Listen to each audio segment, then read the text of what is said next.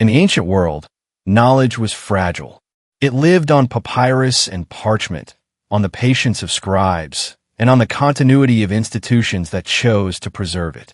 Among all the efforts humanity has made to gather, organize, and protect understanding, none has loomed larger in memory than the Library of Alexandria.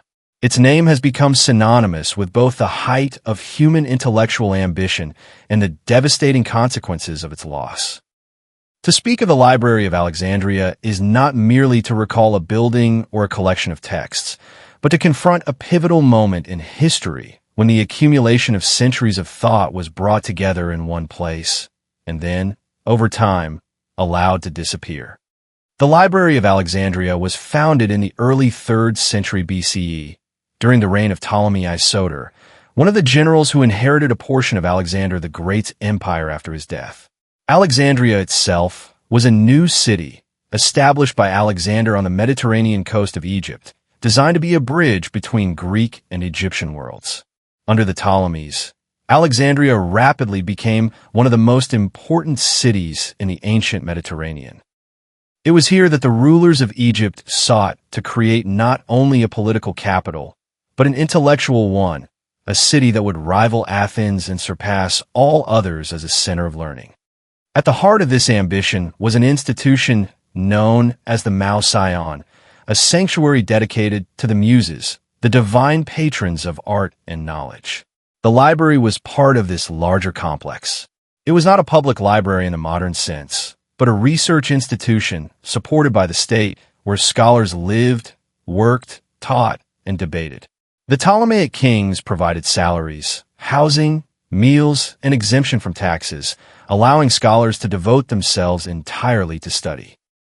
This level of sustained, institutional support for knowledge was unprecedented in the ancient world. The goal of the library was nothing less than universal knowledge. Ancient sources describe an aggressive effort to collect all books worth preserving. Ships that entered the harbor of Alexandria were searched for texts, which were taken, copied, and sometimes retained, while copies were returned to their owners. Agents were sent across the Mediterranean and beyond to acquire works from Greece, Anatolia, Mesopotamia, Persia, and Egypt. Texts were written primarily in Greek, but translations were also made from other languages, including Egyptian and Hebrew, reflecting an early recognition of the value of cross-cultural scholarship. Estimating the size of the library's collection is difficult, and ancient figures must be treated with caution. Numbers ranging from 40,000 to 400,000 scrolls are cited in ancient and later sources, but these figures likely reflect different counting methods and periods. A single work might occupy multiple scrolls, and collections change over time. What can be said with confidence is that the library housed by far the largest and most comprehensive collection of written material in the ancient world. It was a place where scholars could consult works that were otherwise scattered across distant cities or preserved only in fragile local traditions.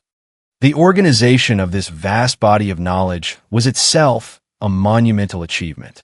One of the library's early scholars, Callimachus of Cyrene, compiled what is often described as the first known library catalog, a massive work called the Pinox. This catalog classified texts by genre and author, providing biographical details and summaries. It reflected an emerging belief that knowledge could be systematically organized, compared, and analyzed. This approach laid important foundations for later scholarship, influencing how learning would be structured for centuries. The scholars associated with Alexandria represent a remarkable concentration of intellectual talent. Euclid, whose Elements became the most influential mathematical textbook in history, taught and worked in the city. Eratosthenes, a polymath and later head librarian, calculated the circumference of the Earth with extraordinary accuracy using geometry and observation, demonstrating that the planet was spherical at a time when this idea was still debated elsewhere. He also produced one of the earliest attempts at a world map based on latitude and longitude. Hero of Alexandria explored mechanics and early forms of steam power. Physicians like Herophilus and Erasistratus advanced anatomical knowledge through systematic observation, challenging long-held assumptions about the human body. The library was not simply a storehouse of texts. It was a place where ideas were tested, refined, and sometimes overturned. Scholars compared different versions of the same works, identifying errors introduced by generations of copying. They established critical editions of authors like Homer, helping to define authoritative texts that would shape education throughout the Greek-speaking world. Astronomy, mathematics, geography, medicine, philology, and philosophy all flourished in this environment. The cumulative effect was a dramatic acceleration in the production and refinement of knowledge. Yet the library's greatness also rested on fragile foundations. It depended on royal patronage, political stability, and the continued relevance of Greek scholarly culture in a changing world. From the beginning, it was closely tied to the fortunes of the Ptolemaic dynasty. As Egypt became entangled in the power struggles of the late Hellenistic period and later absorbed into the Roman Empire, the conditions that had sustained the library began to erode. The decline of the Library of Alexandria did not occur in a single dramatic moment. Contrary to popular myth, there is no reliable evidence for one catastrophic fire that instantaneously destroyed all its contents.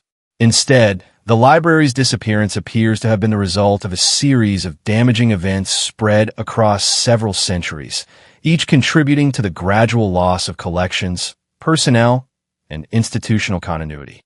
One of the earliest episodes often mentioned is the fire that occurred during Julius Caesar's campaign in Alexandria in 48 BCE.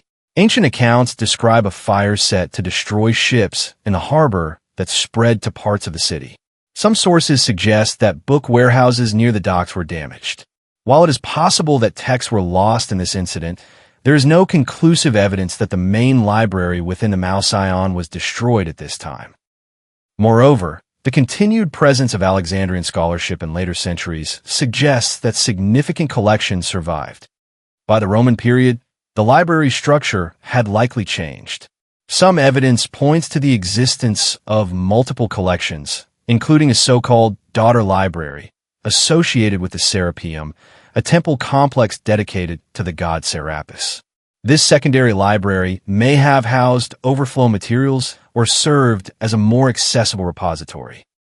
The distinction between these collections is not always clear in the sources, but it underscores the complexity of Alexandria's intellectual infrastructure.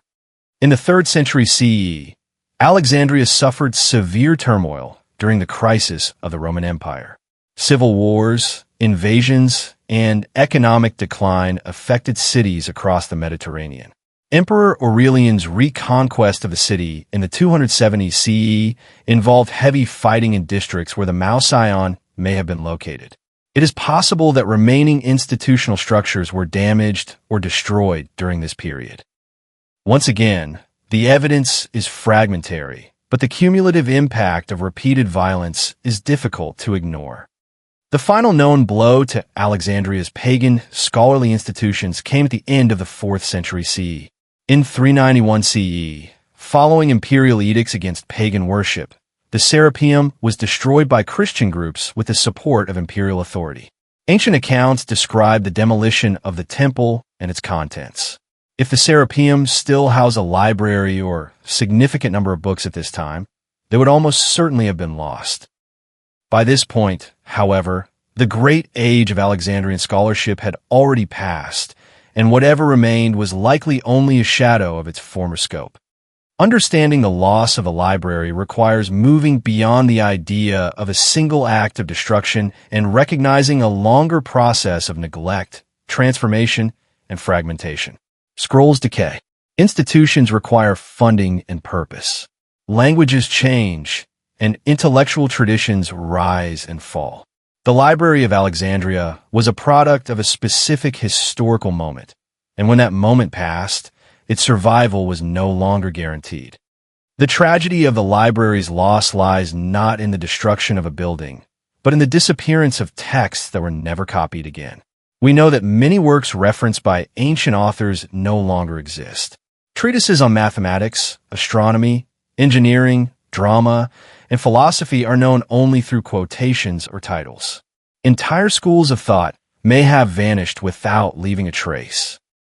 While it would be misleading to claim that all ancient knowledge was lost with the library, it is accurate to say that the disappearance of such a central repository dramatically narrowed the range of voices and ideas that reached later generations.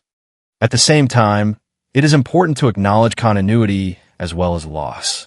Greek scientific and philosophical works were preserved and transmitted through Byzantine, Islamic, and later European traditions.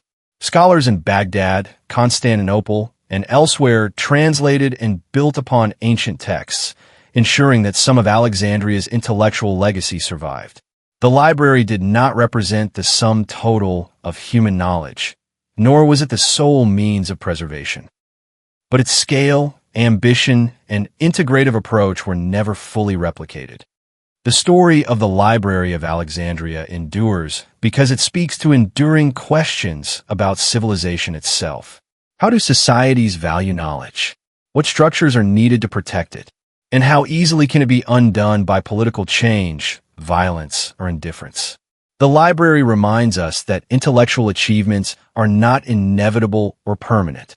They require deliberate effort and sustained commitment across generations. In many ways, the Library of Alexandria was ahead of its time.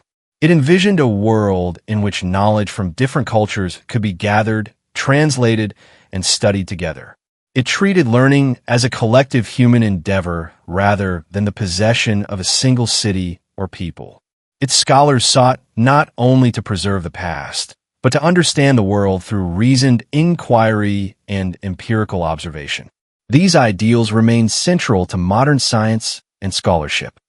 The loss of the library is often described as the greatest loss of knowledge in human history. This phrase captures a real sense of absence, even if it must be understood with care. What was lost cannot be fully measured, because we cannot count what we no longer know existed. The silence left by vanished texts is itself part of the tragedy. It is a reminder that history is shaped as much by what disappears as by what survives. Today, the ruins of ancient Alexandria lie mostly beneath the modern city, their exact locations debated by archaeologists and historians. Yet the idea of the library has proven far more enduring than its physical form. It has become a symbol of humanity's highest intellectual aspirations and a cautionary tale about their vulnerability. In remembering the Library of Alexandria, we're not only mourning a past achievement, but reaffirming the value of preserving knowledge in our own time. The story of the library does not end with its destruction. It lives on in the methods of scholarship it pioneered, in the questions it raised, and in the longing it inspires for a world in which knowledge is gathered, shared, and protected for the benefit of all. Its greatest lesson may be this: that the pursuit of understanding is one of humanity's most powerful creations and one of its most fragile.